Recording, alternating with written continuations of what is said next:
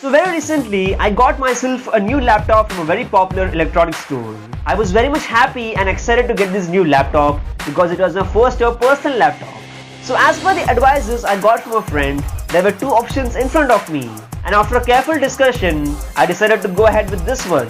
The laptop costed me somewhere around 58,990 rupees. And what makes me even more happier is the fact that I got a bunch of free products along with the laptop. A 32GB pen drive, a wireless mouse, a clean shave gel, a wireless headphone and an ODC backpack. These were the items which they said were given to me for free. But were they actually free? Well, ironically, no.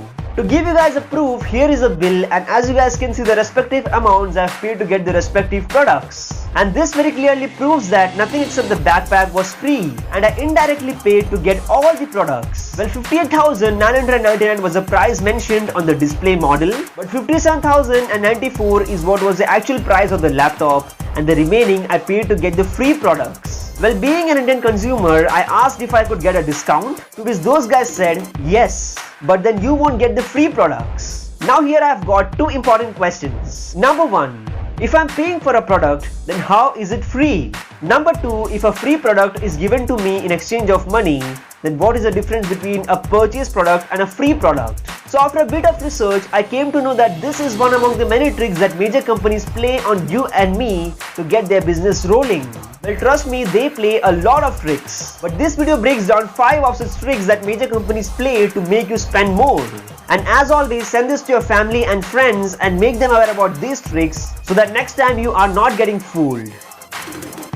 Number 1, the first impressions. The manipulation the store uses on you begins even before you walk into the store. It is quite common for stores to place their discount hoardings, window display, right near or outside the entrance where the passengers can spot them easily. The average human attention span is 8 seconds and therefore these hoardings lure you into the store and you might have no intention of visiting.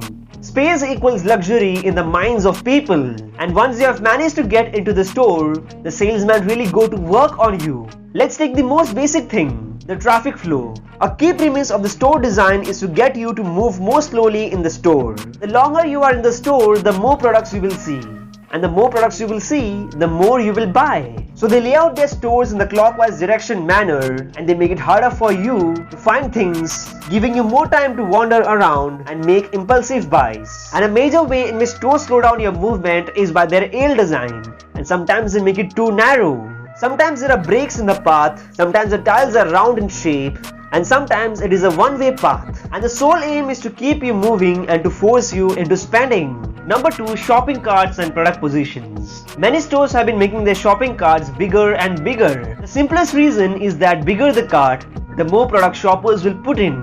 Putting a small amount of products in a big cart might embarrass you in front of other shoppers as well. Another key factor in a store's layout is in which products go where. By placing products strategically, retailers direct your eye to price wares. And as I said earlier, they force you to walk longer distances to find your required products. Usually, the essentials of the daily needs are placed at the last. So the more ground you cover, the more merchandise you will possibly see and buy.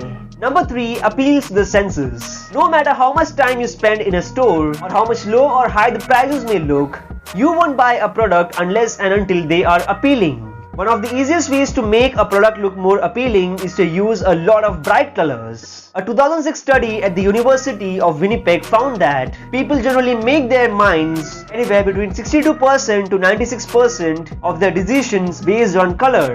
Red, pink, orange, yellow, blue and black are some of the prominent colors. If the lighting is too dim, the customers won't be able to see the products. If the lighting is too bright, it will be harsh or glaring. Stores use lighting to focus your attention to specific areas. Shining a bright light on a display draws your eye, which can be useful on the lower shelves you are more likely to overlook. Stores use sound as well as sights to influence your behavior. Any sound, even random background noise, can affect your spending. This in turn urges you to buy innovative products over traditional ones. And apart from all of this, good fragrance or smell inside the store can be the selling point of most of the stores. Number 4, sales pitches. Most of the retail strategies involve only one person. However, if a store lets you to interact with a salesperson, it opens up a whole new bag of tricks. When a salesperson is encouraging you to touch, try or feel a product physically, they are not trying to be friendly, but physically handling a product creates a sense of attachment to it and it makes you more willing to buy.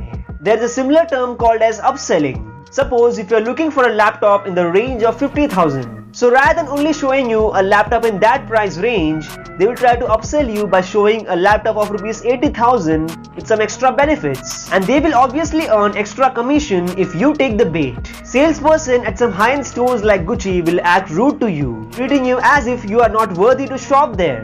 You may expect this to be a turn-off, but ironically it can give the opposite effect. Just like how a high school kid rejected by the group of cool kids, you become even more desperate to prove that you are worthy to shop there. And you prove this by actually buying the product. Now being rude is only a technique which works only at high-end stores. So mass market stores take the opposite approach. Salesperson in these stores create a sense of intimacy by talking to you as if you are a family member or a close friend. And this makes you feel guilty and you're letting them down by not buying the product. Another similar technique of creating closeness is called as mirroring, where the salesperson copies you.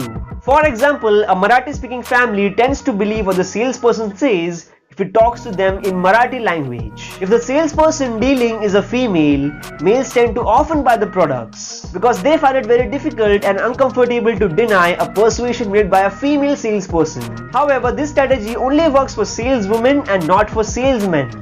Number 5. Pricing strategies. Everyone loves to bargain. Even stores know this and they exploit you to spend more. They trick you into buying more of a product or buying of a product you don't want by making it look as if it is a good deal. Tweaking the numbers is a very common practice followed by many stores. You might have noticed that stores tend to price their products in the numbers ending with 9 rather than a flat 0. The idea here is that when your mind sees a number ending with a decimal figure, it only focuses on the initial part and it skips the rest. For example, if the price of a commodity is 49.99 rupees, we will assume the commodity to be 40 rupees something rather than assuming it as 50. And this makes you feel as if you are paying less, but in fact you are paying more. A special price can lure you into a store you don't normally visit. So another way in which stores convince you is to make it look like the price on the label is a special deal you need to snap before it disappears. And some of the most common ones are coupon deals, limited time offer, special offers, and even limits on purchases. So the final words from my side is this. There are a lot of psychological tricks which companies play to increase their sales. And most of us fall victim to this. Today it has happened with me, tomorrow it might happen with you, or it might have already happened without you even realizing. But what's even more important is to be self-aware and to be aware of how stuffs work. The company or the salesperson won't decide what you should purchase, but the power of choice lies in your hands. So choose what you should choose and discard what you should discard. Because at the end of the day, the customer is the king and the king is not a decision taker, but he is a decision maker.